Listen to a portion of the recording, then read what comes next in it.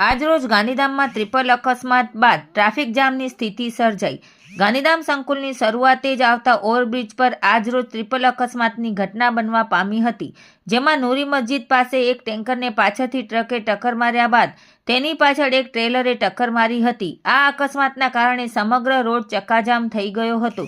પ્રાપ્ત માહિતી અનુસાર આ અકસ્માતના કારણે ભારે ટ્રાફિક જામ જોવા મળ્યું હતું। આ મામલે સ્થાનિકે તપાસ કરતા જાણવા મળ્યું કે ગાંધીધામ નજીકના મીઠી રોહર પાસે કતારબંધ લાકડાના બેનસાઓ આવેલા છે, જ્યાં મોટા પાયે આયાતી લાકડાઓની કટિંગની કામગીરી થાય છે। આ માટે મંગાવેલા તોતિંગ લાકડાઓ ભરેલી મહાકાય ટ્રકો બેન્સોમાં પાર્કિંગ વ્યવસ્થા હોવા છતાં ધોરીમાર્ગ ઉપર પાર્ક કરી દેવામાં આવતી હોય છે। કલાકો અને દિવસો સુધી પડી રહેતી ટ્રકોના કારણે છાસવારે અકસ્માત અને ટ્રાફિક જામની સમસ્યા ઉદ્ભવે છે।